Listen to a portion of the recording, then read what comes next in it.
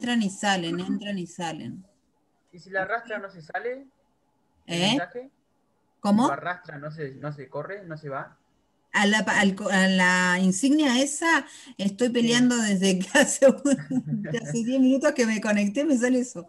Ahí salí, ahí lo desconecté y lo volví a conectar. Vaya a saber por qué será. ahí Bueno, está. avancemos, ¿sí? Igual ustedes si ven alguna cosa rara en la pantalla, avísenme, porque a veces a mí no me aparece. Bueno, habíamos hablado la última vez, nuestro último encuentro tenía que ver con las definiciones de trabajo desde la sociología. Es el marco desde el cual nosotros nos vamos a ordenar para entender lo que es el trabajo. Porque la idea es poder tener una mirada un poco más amplia de lo que significa generar una tarea que satisfaga a necesidades propias y ajenas, y hay factores que tiene presente la definición sociológica del trabajo, y anótensela por favor, sí, que ese va a ser el marco desde el cual nosotros vamos a entender, y yo probablemente en el parcial les pregunte cuál es la definición sociológica del trabajo, y es la última que vimos, esa que hablaba de que nos exige, el trabajo nos exige a nosotros poner en funcionamiento las actitudes morales, físicas y intelectuales. Hasta ahora, o las miradas más tradicionales, se concentraban en el trabajo como un ejercicio de las actividades físicas y mentales, pero la sociología le incorpora este carácter de principios, de moralidad, de ética, que también hacen a la cuestión de por qué alguien hace o deja de hacer determinadas cosas, ¿sí? Bien, avancemos entonces. Lo que vamos a comenzar a hacer hoy es desandar. Hasta lo último que vimos, habíamos visto todo desde un aspecto bastante teórico, ¿sí? Desde una descripción bastante teórica. Ahora nos vamos a meter en la historia del trabajo y más concretamente vamos a tener una fecha de referencia para analizar cómo se materializó en realidad la idea del trabajo o la idea del trabajo como la tenemos comúnmente, es decir, del trabajo pago. Cualquier otra tarea que hagamos que no sea una tarea remunerada, para nuestro imaginario, para nuestra sociedad, no representa la idea o el imaginario de trabajo. Y esto tiene una fecha, vamos a poner como referencia 1679, cuando se patenta la máquina de vapor, que se da comienzo al proceso de la revolución industrial, y ahí empieza a generarse esta idea de que el trabajo es sí o sí remunerado, y que el trabajo remunerado, ¿sí?, es ese justamente sobre el cual se solventa la sociedad. Es decir, aquel que te da un dinero que te permite contar con un circulante que vos podés después salir a comprar determinadas cosas. Esta mirada, vamos a decir, ortodoxa del trabajo, deja fuera todas las otras cantidades de actividades que realizamos en cotidiano y que terminan resultando rentables de alguna manera para nuestra vida cotidiana. O nos genera un ahorro, o nos provee bienes que de otra manera, si no fuera por voluntad propia, no podríamos nosotros generar. ¿Sí? Ahora bien, ¿cuándo empezamos nosotros como sociedad? Y esto anótenlo por ahí, siempre mirando la evolución de la sociedad occidental, fijándonos en el desarrollo del concepto de trabajo en Europa principalmente, que es donde se produce la revolución industrial. Como les decía recién, vamos a encontrar un quiebre histórico fuerte, ¿sí?, aquí en el desarrollo o en el proceso del desarrollo de la revolución industrial. Antes, previo a esto, nosotros teníamos la producción agrícola que tenía la particularidad de que el trabajo y el hogar estaban todos mezclados, ¿sí? No había una división, yo no tenía que salir de mi casa y trasladarme a trabajar. Ahora bien, la tarea que yo desarrollaba dentro de mi tarea agrícola, digamos, era una tarea que dependía exclusivamente del sujeto o del grupo familiar, pero que no se fragmentaba en el tiempo. Entonces, quien, por ejemplo, sembraba el maíz, sabía que estaba sembrando maíz, hacía todo el ciclo y cosechaba maíz, y sabía más o menos de antemano cómo era el resultado, cómo podía llegar a ser el resultado de esa cosecha. ¿Sí? El sujeto tenía el control total del sistema productivo. Pero cuando empezamos a ver qué pasa, ¿sí?, con el sistema industrial, y acá la cosa cambia un poquito bastante, diríamos. ¿Por qué? ¿Por qué cambia un poquito bastante? Básicamente porque el sujeto va a perder el control,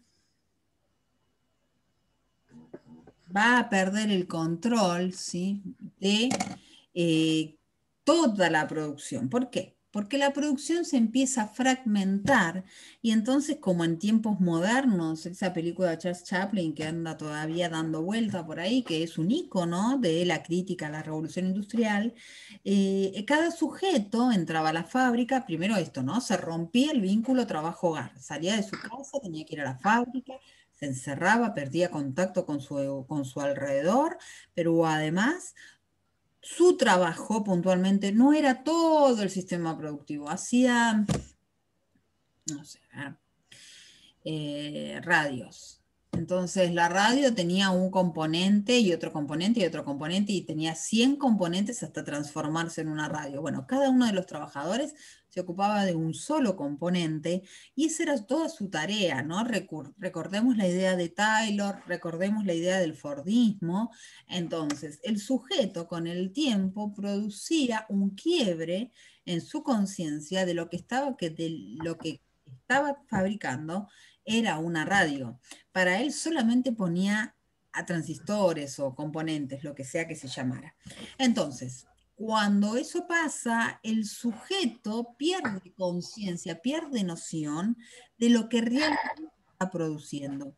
Pero además se produce otro elemento que es muy interesante tener en cuenta y es la interdependencia, ¿sí?, entre los miembros de esa organización.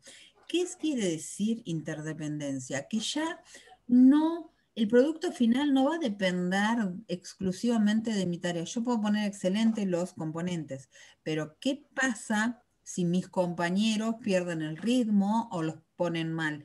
Todo el producto se pierde. Entonces, esta cuestión de el cambio de sistema productivo acrecienta la división del trabajo, pero además vuelve todavía más, podríamos decir, dependiente al trabajador de su entorno, ¿sí?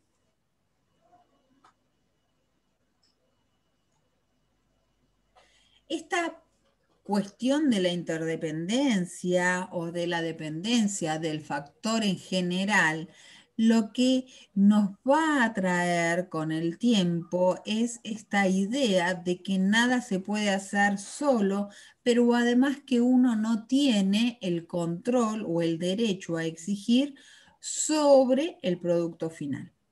Pero bueno, nosotros hemos visto que la historia ha avanzado, que se ha producido un cambio en la tecnología, que era algo que ya avisoraba Marx cuando escribió el Manifiesto Comunista o Crítica a la Economía Política, que uno es de 1848, el otro de 1867, así que tomen ustedes, saquen ustedes la cuenta cuánto hace que se viene debatiendo. ¿Sobre qué? Sobre el desarrollo tecnológico y la expulsión de la mano de obra. Entonces, frente a ese desarrollo tecnológico que también va sufriendo el sistema productivo, vamos a empezar a encontrar como dos contraposiciones. Por un lado, la forma más tradicional de producción industrial, que ustedes si lo buscan en los textos lo van a encontrar como de baja confianza, porque son elementos o son formas productivas que exigen al trabajador o exigen que exista un control importante o férreo, ¿sí? Firme sobre el trabajador.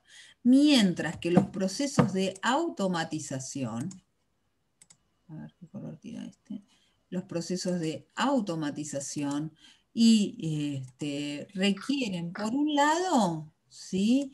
Un equipo, un grupo de personas que piensen cómo mejorar esa máquina, pero al mismo tiempo ese proceso de automatización lo que va terminando o lo que va impactando, la manera que va impactando en el sistema productivo es la expulsión de la mano de obra. Entonces, para que yo pueda contar con una mejor automatización y que pueda generar o obtener mayores capacidades creativas de los trabajadores, lo que yo tengo que hacer es... Disculpe, profe, ¿qué estaba diciendo? Porque se cortó hace 2 segundos atrás. Uy, qué mal. A ver. No sé qué dijo. Estaba hablando de eso de la robotización y como que se trabó lo que dijo. Bueno, arranco de vuelta. Lo que yo les planteaba es lo siguiente, ¿sí? Uno tiene el sistema tradicional, ¿ahora me ven también o no? Porque Sí, sí, se ve. Sí, se ve. me di cuenta que había apagado la cámara.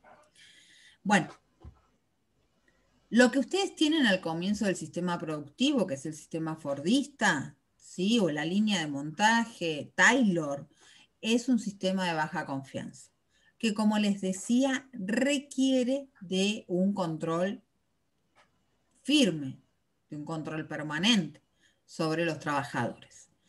Pero con el correr del tiempo hemos visto que el desarrollo tecnológico ha llevado a la automatización. Para que esa automatización tenga un sentido y se cree, se genere, se invente, el sistema productivo ha tenido que bajar los niveles de demanda o en todo caso el sistema, la organización formal, para usar términos que ustedes ya conocen, ha tenido que bajar la exigencia de cumplir una tarea específica y convertirse en un espacio donde se apunte a la producción en grupo, es decir, se fomente la creatividad, porque todos los sistemas de automatización, de robotización, de informatización, surgen justamente de aspectos creativos que no están predeterminados por el sistema productivo, sino que son el resultado de la creación del trabajo de equipo. Para que eso suceda, entonces cambiamos del sistema, este sistema productivo que requería que estemos sobre el trabajador para que haga esa tarea repetitiva, pasamos a otra modalidad que es la de alta confianza. Es decir, yo como dueño de la empresa les entrego a ustedes la llave y les digo, miren, yo quiero que me satisfagan estas necesidades y confío plenamente en que ustedes, a partir de la interacción grupal, la interacción interdisciplinaria, van a poder lograr las opciones más óptimas para satisfacer mis necesidades. ¿Se entiende? ¿Por qué Sí. el cambio? Sí, sí, se Sí. entiende. Bien. Ahora bien, lo que yo les decía, que creo que fue cuando se cortó el audio, por lo que me decía Diana, esta cuestión de la automatización no es algo nuevo, no es algo que aparece ahora 2020, sino que es algo que ya viene preocupando y que viene generando una atención por parte de muchos autores, pero quien lo expresa de manera más crítica en sus comienzos es nada más ni nada menos que Carlos Marx. ¿Y cuándo lo hace? A través del Manifiesto Comunista, lo hace a través de la crítica a la economía política, uno es de 1948, el otro de 1967, ¿sí? tenemos también el capital, donde lo que expresa es que en la búsqueda de aumentar las ganancias, el capitalista apuesta a la tecnología. Y en ese proceso de apuesta a la tecnología, lo que va produciéndose es la expulsión de la mano de obra, porque la máquina tiene la capacidad de desarrollar muchas tareas que desarrollan los seres humanos, pero además tiene ventajas como la que no se enferma, no se enoja, no se siente mal, no se deprime, no se enamora, no está contento. Cuando mucho le pongo un poco de aceite, le arreglo un cable y ya está. No se sindicaliza, ¿sí? Bueno, todas estas cosas que tienen los seres humanos que las máquinas no tienen, terminan siendo en algún punto más rentables. Lo único que tienen las máquinas es que no inventan nada, los seres humanos sí. Por eso, cada vez el sistema productivo se concentra más en agrupar a ciertas mentes creativas. De hecho, es el secreto de las grandes empresas informáticas. Cuando uno ve las condiciones para ser contratado por Google y te das cuenta que solamente pueden contratar a un 10% de la población. Tenés que haber egresado de las universidades más prestigiosas del mundo, tener un promedio excelente de egreso, y además le tenés que presentar un proyecto innovador. Si no le presentas un proyecto innovador, ni se sientan a hablar con vos a ver si te incorporan o no a la empresa. Es decir, que de entrada se están garantizando que van a tener un producto nuevo que viene a satisfacer necesidades, ¿sí? Que no habían sido consideradas antes. Y eso es justamente la particularidad de la nueva forma productiva, ¿no? La de apuntar a desarrollos creativos, que después se basan en la repetición, pero alguien las tiene que pensar. Ahora bien, esta cuestión de la creatividad, esta cuestión de la automatización, termina además generando otro tipo de producto, y ese producto es el de la producción flexible, donde vamos a encontrar, podríamos decir, personalización de la producción. ¿Y dónde más claro ver este ejemplo que en el desarrollo informático? ¿No les aparece a ustedes cada tanto alguna encuesta que les dice, ¿y qué te pareció esta app? Y ustedes tienen que poner 3 rayitas. Hola, ¿cómo estás, Gastón? Otros les dice, no sé, tuvieron algún problema, se les trabó el Chrome, por ejemplo, y dice, hacete enviar informe de, sí, o sea, hace poco pude comprar una computadora, que ni me pregunten porque la verdad que está en el técnico, pero cuando la quise usar, me pedía que autorizara a Microsoft, a HP, a Hewlett Packard, ¿sí? Y y a Google, para hacer todo un seguimiento del uso que yo hacía de la computadora para mejorar el servicio que me prestaban. Es decir, básicamente yo les estaba diciendo a Gran Hermano, metete en mi vida tranquilamente. El tema es que si yo le ponía que no, había un montón de funciones a las cuales yo no podía acceder y tenía que generar otros archivos o tenía que esperar tanto otro tiempo para poder acceder a esas funciones que traía la computadora. ¿Sí? Bueno, eso es la producción flexible. La cuestión de que el sistema productivo nos va tomando a nosotros, ¿sí? Como nos hace sentir como que somos el consumidor mimado, pero al mismo tiempo nos extrae permanente información para hacernos cada vez más dependientes de ese producto que nos ofrecen. Bien, hasta ahora me van siguiendo, porque los cambios que estamos hablando del sistema Sí. productivo son amplísimos. Pasamos de poder controlar la zanahoria que yo sembré y saber que en 2 meses o en una semana la puedo cosechar, a generar algo que después me puede llegar incluso hasta jugar en contra, y hasta volverme obsoleto a mí mismo, ¿no? Es impresionante. No sé si te saludé, Gastón. Bienvenido. Ahí ya te puse el presente, ¿sí? Bien. Ahora, la pregunta va para Sí, sí, ya todos. me había saludado, gracias. Perdón, perdón.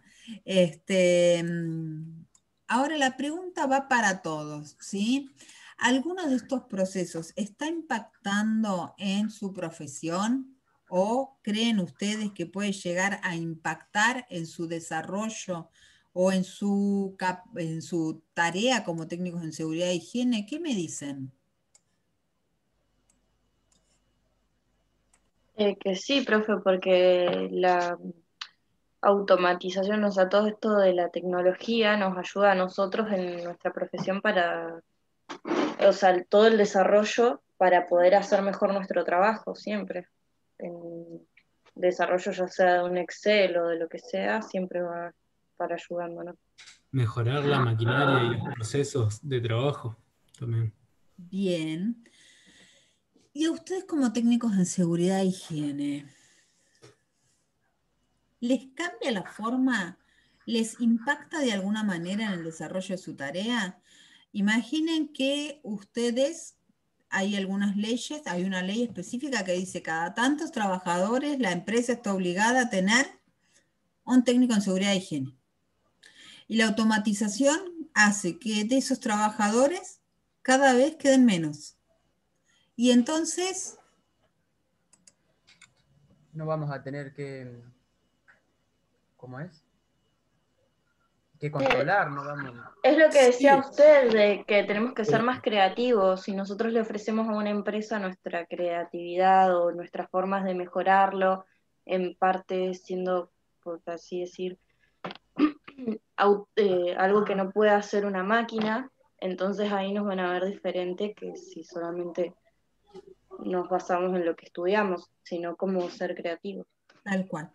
Ahora, aparte de eso, aparte de la creatividad, hay alguien que me dijo, no vamos a tener a quien controlar. Tal vez no Pero tengas la los máquina misma tal vez no tengas va, 150 y te vas a convertir en técnico informático, entonces, en vez de técnico en seguridad e higiene. Claro, si no tendría que ser, claro, un Pero, ingeniero o algo de eso, de maquinaria. pero alguien hace que esa máquina funcione, ¿no? Sí, hay Claro. máquinas que están automatizadas, pero sin embargo, cuando tienen una falla, sí o sí se necesita de un humano que esté ahí para... Ah, bien. Pero ponele, cuando falla, la máquina te falla una vez cada 10 años. Pero mientras tanto el sistema productivo necesita de gente que la monitoree. Tal vez no va a la empresa. En Claro, contexto de pandemia, al técnico en seguridad e higiene, ¿dejaron de necesitarlo? no. No. No. Contando con una ley de teletrabajo y considerando que, no sé si con ustedes comentaba que había escuchado un informe, una noticia, un noticiero de Buenos Aires justamente hablaba de un problema que se le presenta a las inmobiliarias que tenían edificios pensados, construidos nada más y alquilados nada más que para oficina y muchas empresas les están diciendo, ay, miren, ¿saben qué? Evaluamos y la realidad es que nos resulta más rentable tener el trabajador en la casa, pagarle internet al trabajador, pagarle la luz al trabajador, ponerle las herramientas en la casa, que tener que sostener una oficina. Así que no volvemos, seguimos trabajando home office porque no funcionó. Eh, pero la gente sigue trabajando. ¿Eso quiere decir que ustedes dejarían de estar o que tendrían que redefinir la forma del trabajo? Claro, tendríamos que empezar a Yo trabajar de creo una que forma habría que diferente. redefinirlo. De hecho, No sé de qué manera igualmente, o sea, sé existe, que hay que ¿sabes qué? Había redefinirlo, pero no sé de qué por manera. ejemplo, tenemos una ley de seguridad e higiene desde el 2013 que está, redactada por el Ministerio de Trabajo y está pensada en los técnicos de seguridad e higiene. Y la Organización Mundial la Organización Internacional del Trabajo tiene todo un reglamento de cómo aplicar la seguridad e higiene laboral en el teletrabajo.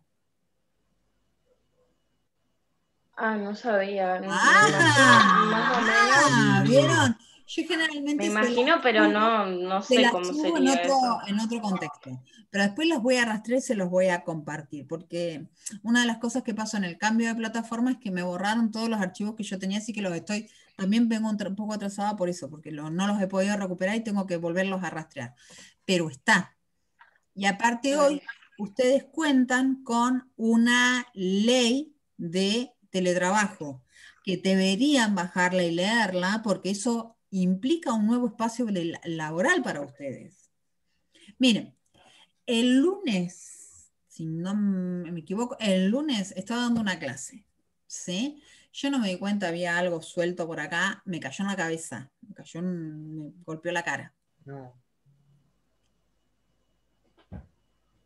¿No sería una materia o una tarea de un técnico de seguridad e higiene revisar en qué contexto trabaja? Porque yo estaba trabajando cuando me pasó eso. Sí, Sí. tendría que analizar el caso y ver las causas y además la AFIP debería, usted, si se lastimó, cubrirle el gasto de ir al médico y demás. Yo creo que, profe, La RT. analizar La FIP el no lugar, creo que me quiera cubrir. No, la RT se me... Perdón, analizar ¿la qué decías? el lugar de donde trabaja, o si no, creo que también podría ser como adaptar algún lugar de la casa especialmente para el trabajo de la persona. Que esté Claro. segura y que tenga todos los medios para que no le pase nada. Exacto, y es ahí donde ustedes se redefinen o se refuncionalizan. Ya no van a estar, fíjense, ¿no? Lo loco que pensábamos recién en el terreno, nos cruzamos con alguien y charlábamos sobre la cuestión justamente de la seguridad e higiene, porque me contaba de que le habían dado una capacitación online de cómo evacuar el lugar donde trabajan, donde hace un año casi que ya va a cumplir 7 meses de no pisarlo, y cómo usar un matafuego que él no tiene en su casa. Sí, como el otro día que nos dieron un curso de RCP y no usamos un muñeco ni nada, o sea, solamente son cosas en el aire. Vos podés tener esa capacitación, ¿sí? Después tendrás que verla. El tema es cuando vos se lo transmitís a un trabajador. Si Claro. vos te van a contratar para trabajar en una empresa online, entonces tenés que rever qué vas a ofrecer o cómo te vas a garantizar. Esto que yo les acabo de contar, en una situación de trabajo en relación de dependencia, ¿sí? Es un accidente laboral. Ahora, ¿quién tiene que controlar o quién tiene que verificar que yo te disponga del espacio, disponga de las herramientas o se acondicione, como bien creo que dijo Ludmila recién, el espacio de trabajo? O me dé a mí las herramientas para saber si o reclame a la empresa que tenga, el otro grupo con el que hablábamos del tema me decía, lo ergonómico es importante porque si no uno se queda sin vista, se queda con las cervicales torcidas y se queda con muchísimo dolor de espalda, por eso es importante tener una silla cómoda, tener una computadora adecuada, tener la luz adecuada. Sí, para eso habría que hacer una capacitación, por así decirlo, para tener el trabajo en casa. Pero ¿quién puede dar esa capacitación? Y nosotros. Ahí está. Ven que no es que el proceso de automatización los va a excluir a ustedes, al contrario, tal vez los vuelva incluso mucho más necesario, ¿sí? Parece, Josefina me dice que se corta en ocasiones, no sé si a todos es así, yo veo que muchos entran y salen de la conexión. No, a mí No, a no, mí se por me ahora cortó no. esa única A vez mí que me le está dije. andando bien. Ah, No, bueno, profe, debe No, ser a el mí, internet de cada uno. a mí creo me yo. anda bien. está bien. Sí, porque veo que algunos entran, salen también. Bueno, igual gracias, Josefina. Vayan avisándome por ahí si hace falta retomo. Esta cuestión, ¿por qué les hago esta reflexión sobre el tema de la automatización? No para que se depriman, sino para que vean que las tareas se van a redefinir y que hay profesiones que quizás hoy se puedan resolver con un solo técnico en seguridad e higiene, pero que para poder trabajar o para poder llevar adelante el control de lo que es el teletrabajo, cuando yo tengo desperdigado a mis trabajadores y verificar in situ, porque hay cosas que hay que verificar en el lugar, si realmente están sucediendo o no, pues yo le puedo mandar a mi trabajador el escritorio, la computadora, la silla y la conexión a internet, todo, incluso le puedo mandar el teclado ergonómico. Me acuerdo hace unos años atrás tenía una jefa que tenía un problema en una mano, en la muñeca, creo que se llama ay, se me fue el nombre, ella me decía la enfermedad de los pianistas, se me fue el nombre, tiene un nombre, es muy conocido, es muy habitual para todos los que trabajamos con la computadora, y tuvimos que hacer ¿Artritis o esclerosis? ¿Cómo? ¿Artritis o esclerosis? No, ¿O no, los no, no. dedos? Es Ah, como una tendinitis, pero que te da en los dedos por... en las palmas, sí. Y tuvimos que hacer toda una justificación para que le compraran un teclado ergonómico, justamente para de esos que vienen para usar las dos manos, ¿sí? Muy específico, y le cambiaran el mouse para uno que pudiera agarrarlo bien sin tener que torcer demasiado los dedos. Fue todo un lío, incluso no tuvimos el apoyo, me acuerdo en ese momento, de los técnicos en seguridad e higiene, que era lo que se suponía que tenían que certificar ante todos los certificados médicos que había presentado, a avalar el pedido de la compra. Fue todo un show, diría yo, para poder conseguir ese teclado. Pero eso, digo, a mí me lo manda el patrón. Pero ¿quién verifica que realmente sea lo que yo necesito o que lo esté instalando en un espacio donde realmente funcione? Y no El tenga técnico algo que es colgando como pasó eso que yo no me di cuenta que estaba ahí, y no sé sinceramente por qué se cayó, pero se cayó. O sea, que venga alguien y mire, no, mira, ¿sabés que esto corre un cachito más para allá? Porque no te vas a dar cuenta y correr riesgo. O llega a pasar algo y acá no vas a tener salida. O la conexión eléctrica, que las conexiones en las casas están pensadas para un uso, no para un uso laboral en general. Entonces, a veces uno por trabajo conecta 10 millones de cosas y la instalación eléctrica empieza a sufrir cierta tensión que en algún momento explota. ¿Y quién puede medir eso? ¿Quién puede observar eso? Ustedes. Y pueden Ujú. observar eso en los 20 trabajadores que están desparramados por entre Río Negro y Neuquén. Y a veces no va a ser tan sencillo, porque no los tenés en un mismo edificio. Entonces, estas evoluciones del trabajo son importantes de revisar, porque también saben que empiezan a poner en tensión la idea de que el trabajo solo se desarrolla en un espacio específico y en un contexto específico y con determinadas herramientas. Los procesos de tecnologización del sistema laboral son tan amplios y tan dinámicos que todo el tiempo van redefiniendo la situación laboral. De hecho, hace poco, no me acuerdo si fue con ustedes o con otro grupo, compartí un video en el que un experto en trabajo decía que el trabajo ha dejado de ser un lugar y pasa a ser una circunstancia, especialmente pensando en las herramientas que uno utiliza para trabajar. ¿Sí? Sí. Bien, avancemos un poquito.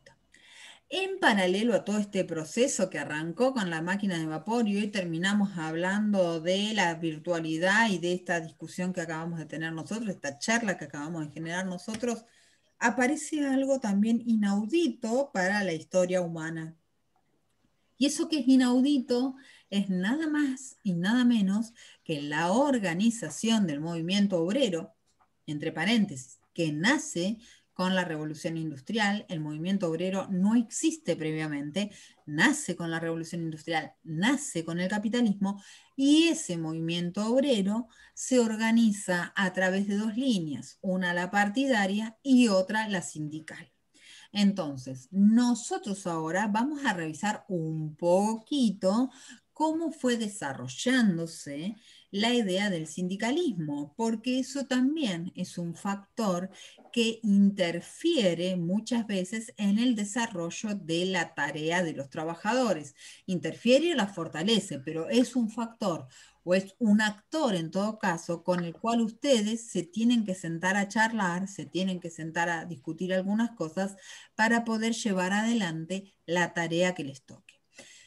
Entonces, en el primer punto, sí, no voy a detenerme demasiado porque ya lo hemos visto muchas veces, lo vimos en la organización industrial, cuando hablábamos del movimiento obrero, de cómo se fue gestando, del vínculo con los empresarios, ¿sí? ¿Se acuerdan que arrancaban con unas acciones muy violentas, metiendo mucha presión al Estado de los industriales hasta que terminaron cediendo?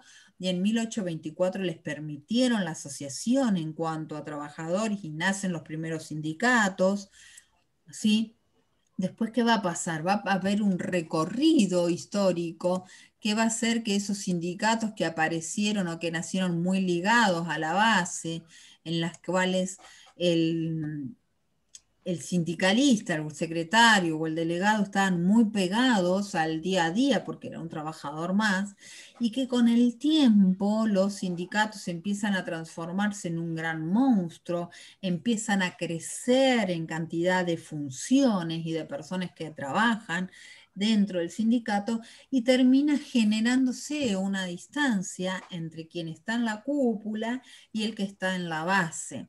Entonces, muchas veces, y lo vemos, a los que alguna vez estuvimos sindicalizados o que seguimos de cerca algunas acciones sindicales, vemos como a veces los reclamos que llevan adelante a los grupos sindicales no tienen que ver necesariamente o no responden a las necesidades particulares de algunos sectores. Y por eso es que se producen también muchos quiebres, y muchos disgustos y mucha desilusión por parte de muchos trabajadores cuando encuentran oído sordo por parte de quienes deberían responderles. Este proceso genera lo que bien plantea acá Lescano, es el alejamiento entre los líderes y sus trabajadores. Ese factor empieza a ser más visto, más observado a partir de la década del 90, cuando muchos grupos sindicales terminan al mismo tiempo que cediendo en los derechos laborales de quienes representan, terminan también cediendo o mostrándose muy cercanos a algunas decisiones o a algunas actitudes de la patronal. Ahora bien, vamos a encontrarnos, hablábamos recién de un quiebre entre lo agrícola y lo industrial, que fue la máquina de vapor, pero vamos a encontrar otra vez, y vamos, como les decía recién, por la década del 90, ¿sí? Lo vamos a poner acá, sí, nos queda de referencia. La década del 90 marca un quiebre a nivel mundial, o en todo caso, la aparición o la instalación de lo que se va a conocer como neoliberalismo y globalización. A ver si me quedó bien. Se los pongo porque de esto vamos a hablar en un ratín, no más, cuando cambiemos cuando cambiemos de unidad vamos a hablar de esto también, ¿sí? Nos vamos a dedicarle un par de clases a cómo impacta el neoliberalismo, especialmente en Latinoamérica. ¿Y qué pasa con el neoliberalismo y la globalización? El neoliberalismo es una nueva forma de hacer política que tiende a mejorar las condiciones para el empresariado y en esa mejora de condiciones retrotrae ciertas leyes o ciertas coberturas que traían los trabajadores de otro sistema de Estado que es el estado de bienestar. En paralelo se desarrolla un proceso económico y social que es el de la globalización, que tiene que ver con la expansión de la venta de productos gracias al desarrollo industrializado, pero además un gran aparataje que tiene que ver con las TICs, con el desarrollo de las tecnologías en comunicación e información. Esto quiebra la idea o el proceso que venía llevándose a partir de la impronta del estado de bienestar que apuntaba a sostener cierto circulante en la sociedad. Es decir, que buscaba que las personas tuvieran dinero para gastar. Y la forma de tener ese, o de sostenerle, o de garantizar cierto dinero en el bolsillo de las personas era garantizar educación, salud, jubilación, vacaciones pagas, etcétera, etcétera, etcétera.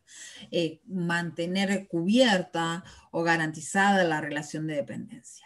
Pero a partir del momento en el que se desarrollan estas políticas neoliberales y globalizadoras, el vínculo o el suelo donde se paraban los trabajadores se sacude, se quiebra, y en ese proceso el sindicalismo en muchos casos cede, abraza estas políticas. ¿Por qué? Porque terminan de alguna manera los sindicalistas encontrando un nicho de poder que amplía todavía más su vinculación con los trabajadores.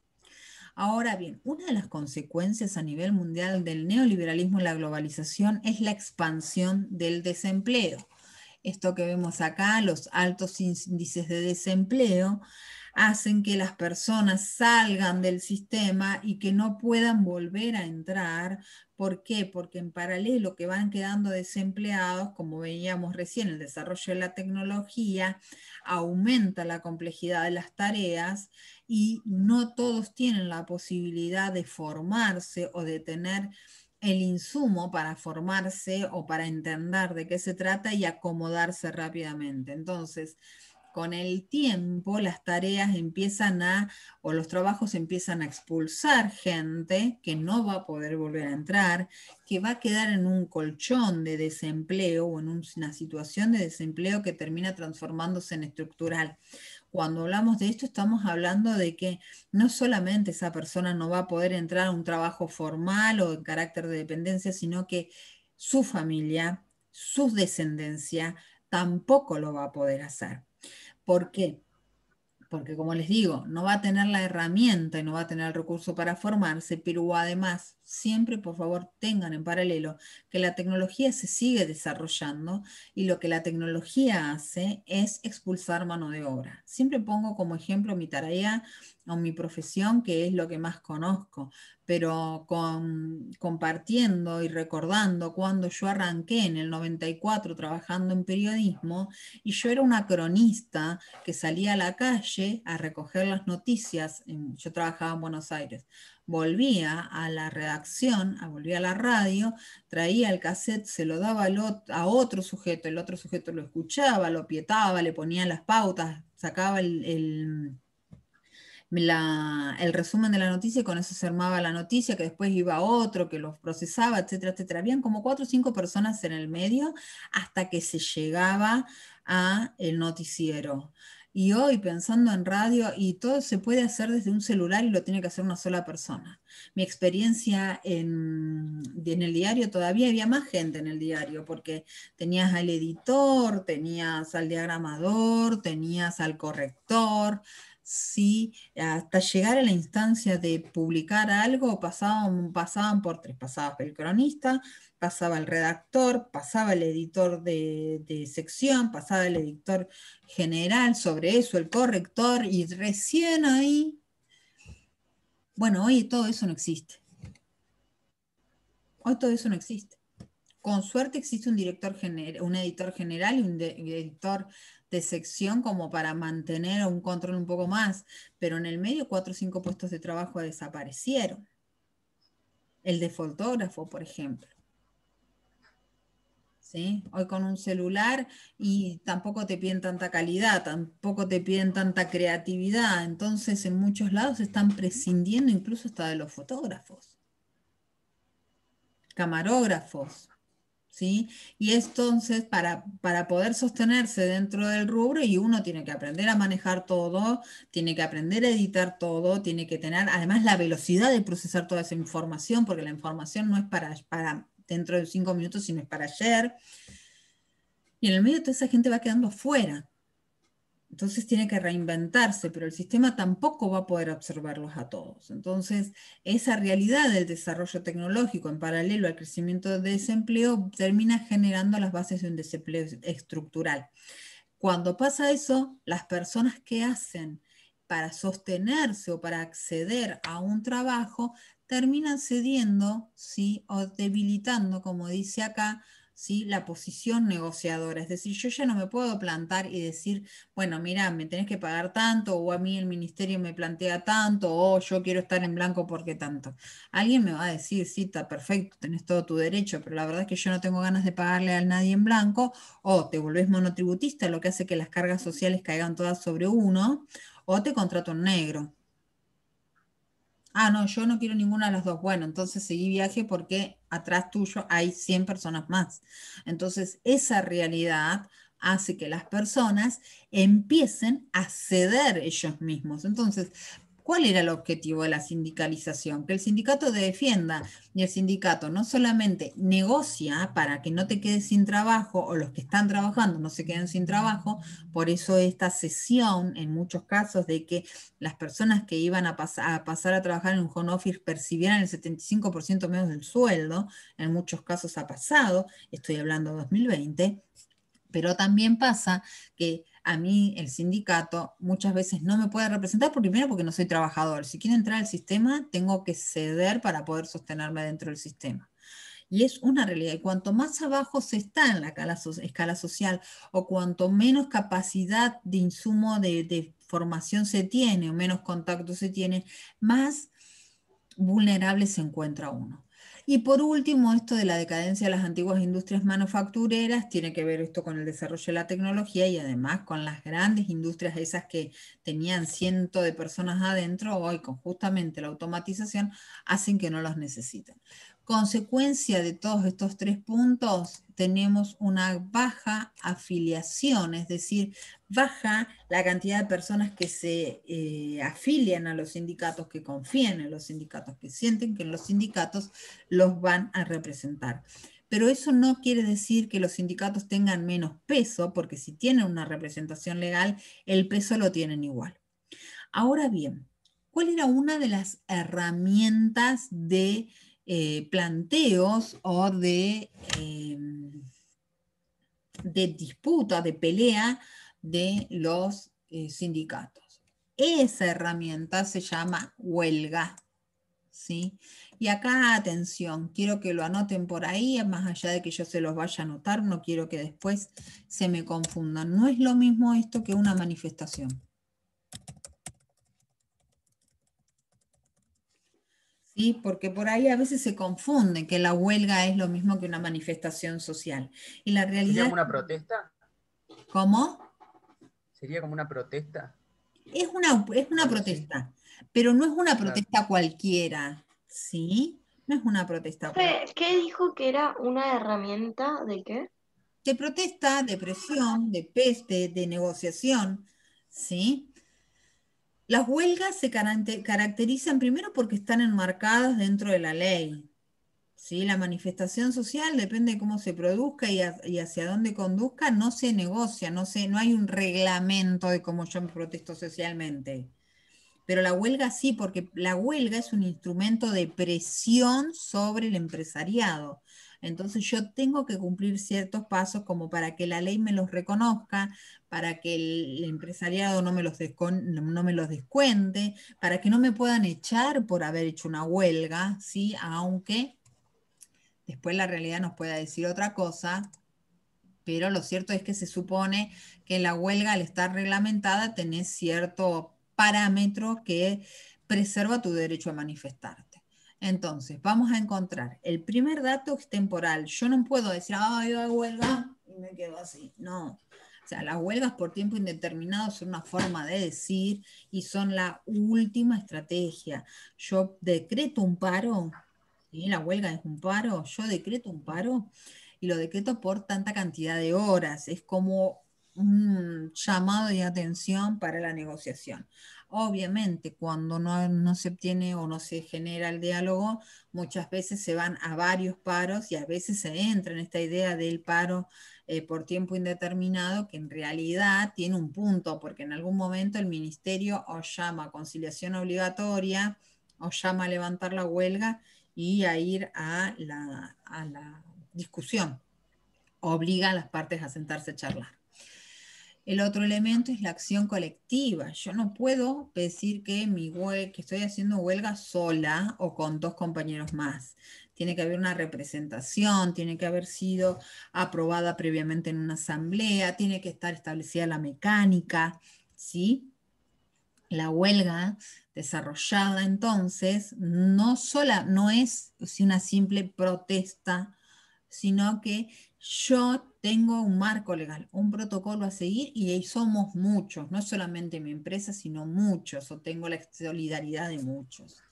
Un elemento que no tiene la manifestación social, pero que sí tiene la huelga, es que es en contra de un patrón. Y guarda con esto, ¿eh?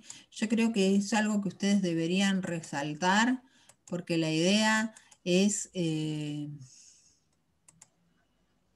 capital, diría yo. ¿Sí? Es capital. ¿En qué sentido es capital? Es que es el determinante para diferenciarla de otro tipo de manifestaciones. ¿Y saben por qué? Porque cuando yo hago una huelga tengo un nombre y apellido que me tiene que dar respuesta y me la tiene que dar para bien o para mal porque yo tengo una relación contractual con ese sujeto o con esa empresa.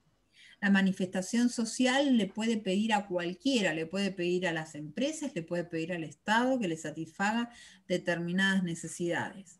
Pero cuando yo hago una huelga, estoy siempre generando algún tipo de reclamo que tiene que ver con el ámbito laboral, se lo estoy haciendo a un jefe con el cual yo tengo una relación contractual y lo hago para pedir o manifestar una queja, como dice acá, o pedir una reivindicación, pero que tiene que ver con el ámbito laboral. Yo no le puedo decir a mi empresa, no sé, trabajo en Ledesma no, ¿cuál es? Éxito. Éxito es una empresa que trabaja hace papel de la caña de azúcar, ¿sí? Es ecológica.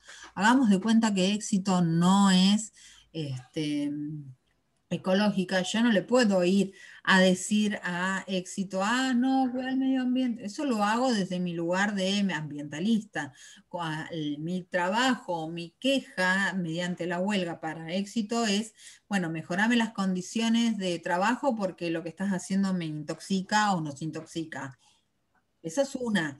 O mejorar el sueldo porque estamos haciendo un trabajo de riesgo. Esa es otra. No es que pase, pero se me ocurre ese ejemplo, ¿sí? O sea, la manifestación, por ejemplo, de techo, casa y comida que pueden llegar a tener algún grupo social, eso es una manifestación social, que se la haga el Estado, que se la haga el privado, que se la haga la empresa, al que se lo quiera manifestar, no es una huelga, es una manifestación social.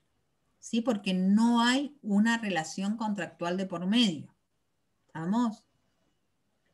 ¿Por qué insisto mucho en esto? Porque muchas veces se me terminan confundiendo después con la huelga y la manifestación social. Son dos cosas distintas. ¿Sí? Ahora, bueno, ya estamos. 2020, señores, hemos pasado de 1679 a 2020 y hemos recorrido a vuelo de pájaro el desarrollo del ámbito laboral. Y en el medio pasó algo, señores. Cuando la empresa, cuando la industria, cuando la revolución industrial comienza a desarrollarse, toma todo lo que había. Venga, señor, venga, señora, venga con su hijito también, ven toda la familia dentro de la fábrica. Cuando el desarrollo tecnológico empieza a sentirse y empieza a ser productivo, lo primero que se saca de la empresa es al niño y luego a quién se saca, a la mujer. Y se empiezan a generar roles y nosotros vamos a tomar los conceptos que nos provee el estructural funcionalismo y recordemos qué significaba un rol. El rol es una pauta de conducta esperada. ¿Y qué pasa con el rol que se le asigna a la mujer? El rol que se le asigna a la mujer es el de la mujer que termina siendo la ama de casa, la dueña del hogar, que preserva la vida privada y que es responsable del cuidado de los más pequeños hasta que estén en su espacio o en su edad de merecer, diría mi abuela, las mujeres casarse, los varones trabajar y casarse también. Obviamente, esa será la mirada de ese contexto. Ahora bien, esa es una mirada súper ortodoxa, muy occidental. Lo que pasa en realidad en las sociedades preindustriales, las agrícolas y en el tercer mundo es que las mujeres, ¿sí? Las familias, trabajan generalmente y viven en el mismo espacio. O las mujeres trabajan y educan. Todo va bien, digamos, entre muchas comillas, funciona para el sistema occidental y europeo esta separación de la mujer del ámbito del trabajo hasta que en 1910 crece la presencia en el mundo del trabajo. Esto tiene varios factores. Primero, las mujeres empiezan a necesitar tener un ingreso porque la forma de poder acceder a lo que querían era a través de un ingreso. Eso las pone en pie de guerra por un puesto de trabajo que generalmente disputaba un varón y que generalmente lo ganaba un varón, salvo que la mujer renuncie a cobrar lo mismo o a trabajar en las mismas condiciones. Otra de las cosas que va a pasar y que va a acelerar el proceso de la incorporación de la mano de obra son las guerras mundiales. 1914, 1939 hacen que las mujeres tengan que ir a ocupar los puestos en las fábricas que dejaban los varones que se iban a la guerra. Ahora bien, finalizada la Segunda Guerra Mundial, empieza a darse una situación. Esas mujeres que habían estado en las fábricas ya no querían volver al hogar, o al menos no querían volver en las mismas condiciones. Y además, muchas tuvieron que quedarse a cargo del hogar, es decir, ponerse al hombro la responsabilidad de mantener ese hogar porque sus parejas, sus maridos, no volvían en condiciones de trabajar. Pero eso no significó, bajo ningún punto de vista, un reconocimiento de igualdad para la mujer, sino que la necesidad de mantenerse en el espacio laboral implicó tener que aceptar trabajos de bajo prestigio o de salario inferior y de salario inferior. Es decir, los varones desarrollaban ciertas tareas que con el proceso del crecimiento de la complejidad de las organizaciones fueron abandonando. Entre ellos, por ejemplo, la tarea del secretario. Entonces, como ya no las querían desarrollar más, ahí incorporaban a la mujer al espacio laboral. ¿Sí? Pero cuando la incorporaban en este contexto, bajo estas condiciones, o era part-time, ¿sí? Que trabajan media jornada laboral, o que percibían menos sueldo. ¿Y cuál era la excusa de la percepción de un salario menor?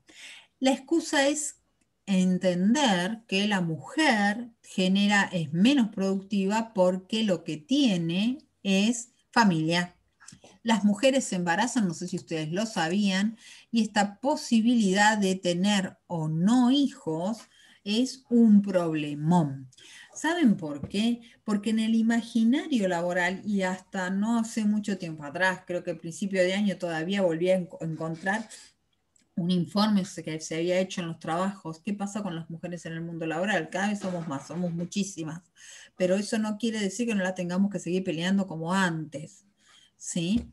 Entonces, el tema de la idea de que las mujeres puedan tener hijos o puedan quedar embarazadas implica dentro del imaginario que en algún momento las mujeres van a faltar a su trabajo porque se tienen que hacer cargo de sus hijos. En ningún momento aparece en el horizonte que esos niños pueden tener un padre y que el padre también tiene la obligación y el derecho a cuidar a sus hijos si quieren, pero las reglamentaciones laborales no están pensadas así. Fíjense ustedes cómo funcionan las licencias por maternidad, por ejemplo, o las licencias por cuidado de un tercero a cargo. Generalmente son más aceptadas para la mujer que para el varón. ¿Y por qué? ¿Sí? Porque Ahora se bien, asume que la mujer tiene la obligación de cuidarlo y el hombre no. exactamente. No es que está escrito, pero ya legalmente se sigue sosteniendo esa mirada solapada de que la mujer o el espacio de la mujer es el lugar, es el hogar. ¿Sí? Otra cuestión que también aparece y que termina pesando en la productividad o en la predisposición de la mujer para el espacio laboral, es esta cuestión de que por más que tengan trabajos remunerados, aún asumen las obligaciones domésticas. Esto es muy habitual. Miren, hay una propaganda, no sé si la vieron, no me acuerdo de qué producto es, me quedé con el mensaje y no con el producto. Van a tener que hacerle un chachás al publicista o la publicista, porque no sé si a ver si alguno de ustedes me ayuda. La propaganda dice, no me ayudes, si me ves cansada, no me ayudes, si me ves que estoy, no sé, tuve un día largo, no me ayudes, porque cuando decís que me ayudás, estás asumiendo que la tarea es mía. No sé si recuerdan o la han visto esa publicidad. Sí, yo la vi, profe. ¿Y de qué producto era? Era algo de limpieza, pero no sé cuál era. Mr. Músculo. De Mr. De Músculo. Mr. Músculo. ¿Sí? Bueno, esa propaganda, ¿qué es lo que está haciendo? Está reconociendo este discurso, que la que tiene que hacer las cosas en el hogar es la mujer. Y ese discurso viene, fíjense, de hace 200 años. Afortunadamente, algunas mamás están enseñando a sus hijos que no es una obligación femenina, sino que es una obligación de cualquiera que vive en una casa. Pero es todo un proceso para desandar que todavía, no sé si alguna de ustedes trabaja y tiene familia, ¿sí? Tiene que enfrentar o que asumir esta responsabilidad de llegar o terminar su jornada laboral a cualquier hora y mirar alrededor y encontrarse con la familia o el lío del hogar esperando que uno se siente a hacerlo, a resolverlo. No sé si a alguno le está pasando esto o alguno lo observa.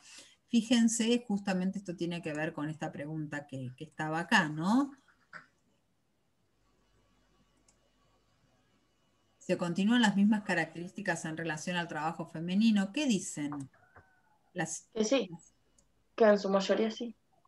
En su Claro, o sea, cambiaron un montón de cosas, pero faltan otro montón más por cambiar para que sea más equitativo. ¿Y quién tendría que cambiar? Yo Cada creo, uno. La yo sociedad creo que entera. cada uno, Claro, cada pero uno. siempre se tiene más esperanza a las personas jóvenes, por así decirlo, porque las personas grandes son más difícil que lo entiendan por el contexto en el que nacieron. Es verdad. Siempre hay excepciones, pero, o sea, siempre alguien va a decir, ay, pero mi abuela sabe que las mujeres no, nada más no tienen que ayudar. Pero bueno, es tu abuela. En general, la gente grande no lo entiende. Hay mucha dificultad. Y acá me gustó alguien que dijo cada uno y alguien dijo la sociedad, dijo no, cada uno. ¿La sociedad cómo está configurada, chicos? Por cada uno. Por cada uno. ¿Creen entonces que deberíamos cambiar un hecho social? Sí.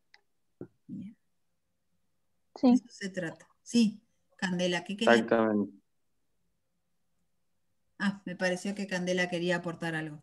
Fíjense que es la naturalización de la idea de que es la mujer todavía la que tiene que responder por el orden hogareño, es un hecho social, es una impronta, y muchas veces sin querer la tenemos nosotras mismas, las mujeres, que somos las encargadas todavía de cuidar a los niños, entre muchas comillas, porque cada vez es menos, pero todavía esta idea patriarcal la difundimos las mujeres en el proceso de educación de nuestras mujeres y de nuestros varones.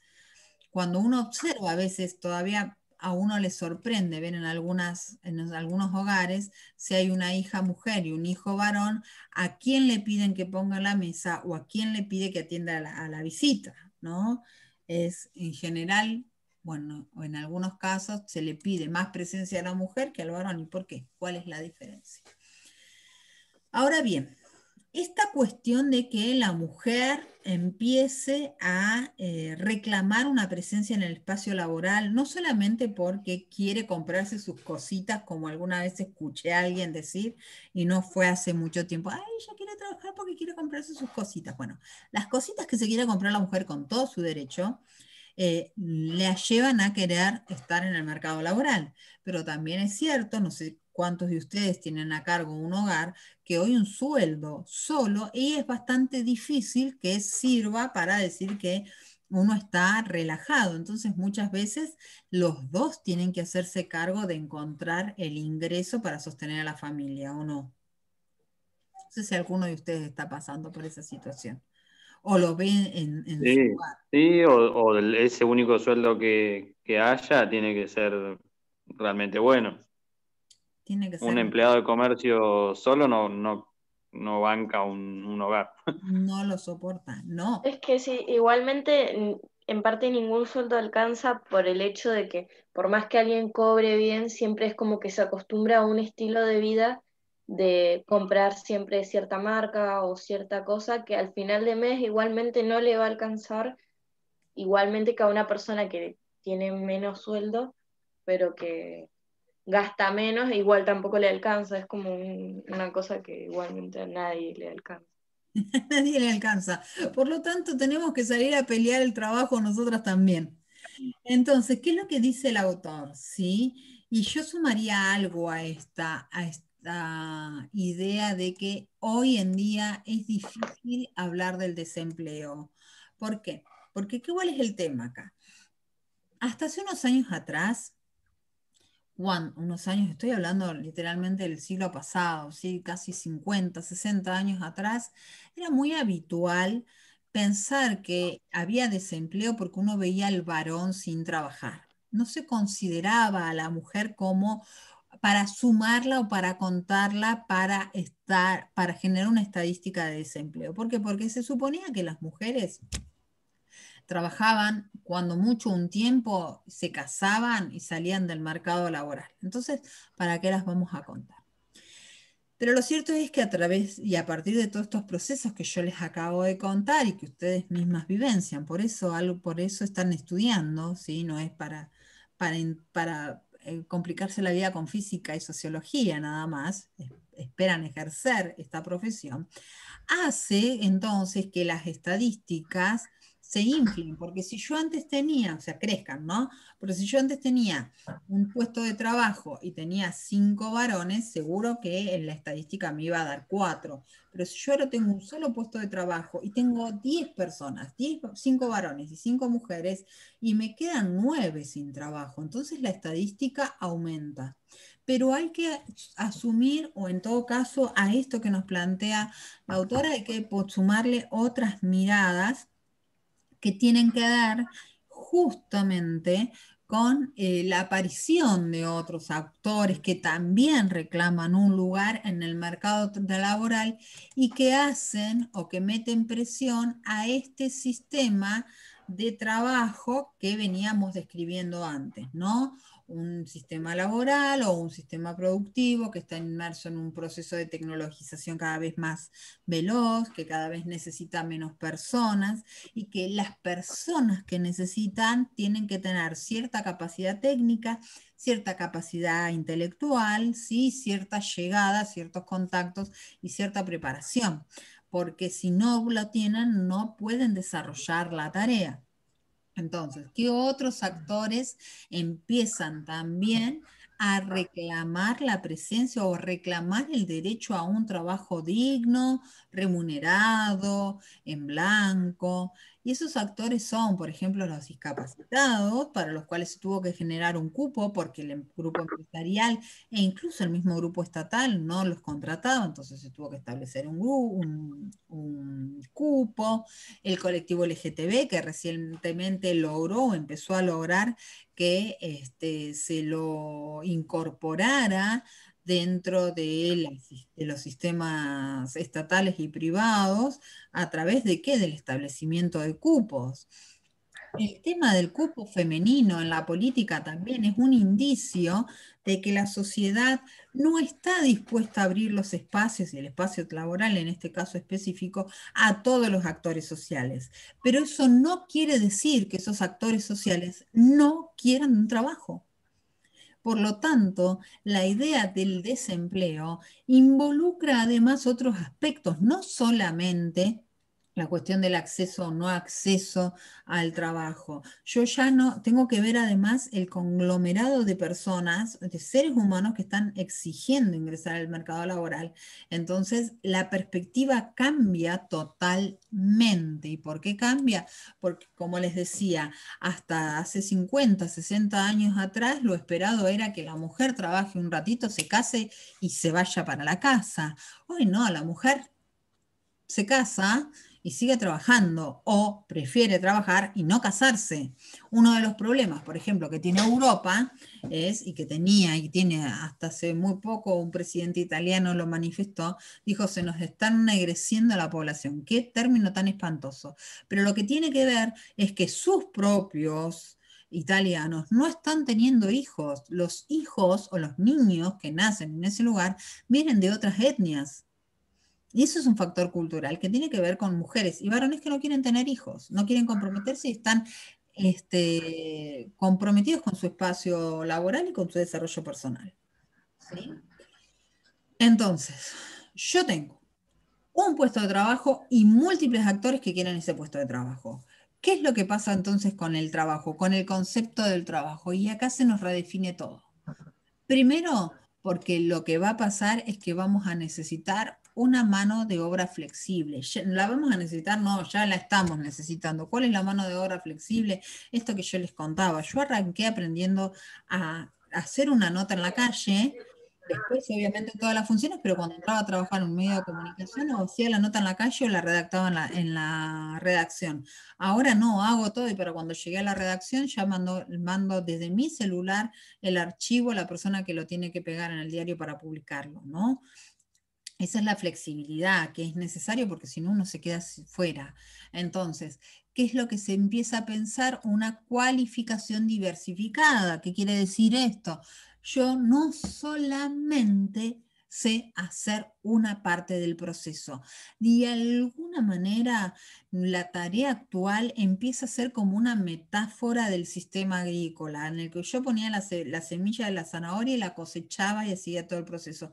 Acá muchas tareas tienen esa misma dinámica. Empezás el proceso de un punto y lo terminás todo en un celular. Y después, otra de las cuestiones que empiezan a aparecer y que son para tener presente es el tema de la inseguridad del trabajador, presente y futura. Presente porque la demanda de trabajo es mucha, entonces siempre corro el riesgo o puedo tener o sentir la competencia por parte de mis o los desempleados o de mis otros compañeros, obviamente. Y por otro lado, porque, insisto en esto, el proceso de tecnologización no se va a frenar. Entonces, en la medida que los actores y la humanidad crezca en densidad poblacional, va a ser haciendo y el puesto de trabajo va a ser y va a quedar en un sector o van a requerir para que funcione un grupo específico de población que es esa población que, insisto, y se los he dicho varias veces durante hoy, ¿sí? Va a ser un grupo altamente calificado, que es el que va a su vez a aumentar la posibilidad de automatización, que va a reducir todavía más los puestos de trabajo, dejando o empujando cada vez más al desempleo estructural a la población. Entonces, esto va a llevar, según Gortz, a una redefinición del trabajo. ¿Por qué? Porque vamos a tener que repensar qué hacemos con nuestro tiempo o qué significa o qué va a significar estar desempleado. Habíamos visto que el impacto del trabajo en el ser humano no solamente tiene que ver con la satisfacción o proveer el recurso para la satisfacción individual, de las necesidades individuales, sino que además tiene un impacto fuerte en lo psicológico y que el hecho de poder conseguir un trabajo muchas veces se asocia al hecho de que uno puede ser considerado y que uno mismo se considera útil a la sociedad. La realidad es que nuestra identidad, al estar tan atada a la idea del trabajo, cuando eso desaparece, socialmente se empiezan a tambalear un montón de factores que tienen que ver con quién soy, para qué estoy, para qué sirvo. Cuando el desempleo empieza a ser de carácter estructural o cuando la posibilidad del empleo, fíjense que después lo voy a buscar a ver si todavía lo tengo a mano. Leía en el cuatrimestre pasado un texto que me pareció, es largo, pero bueno, por ahí se los comparto, que decía que las personas cuando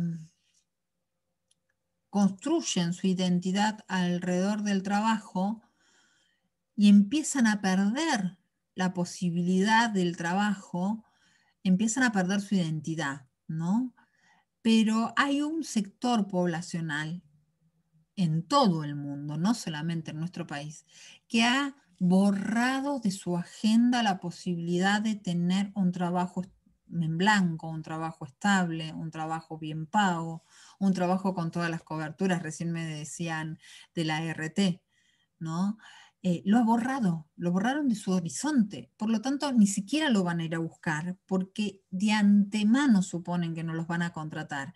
Y saben que tienen un 99,9% de razón, porque el nivel de conocimiento, por más base que sea para un grupo poblacional como el nuestro tal vez, ¿sí? Al nuestro hablo de los que estamos conectados hoy aquí, eso que puede ser para nosotros muy básico, para otros grupos sociales es extremadamente elevado o está fuera de su horizonte.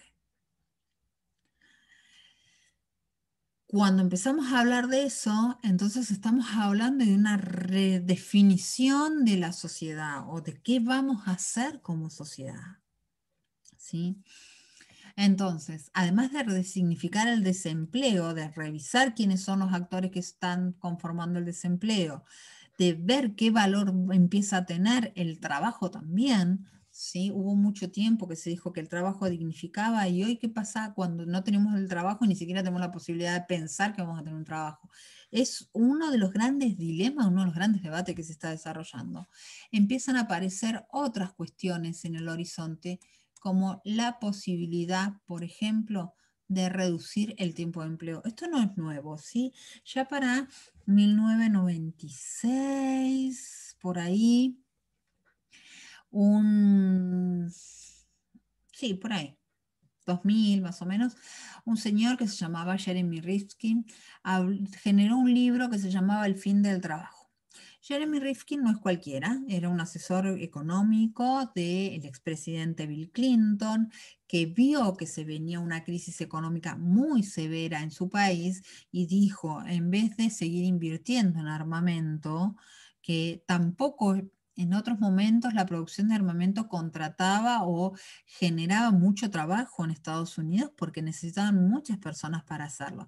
Pero la automatización que hizo sacó a esa gente necesaria y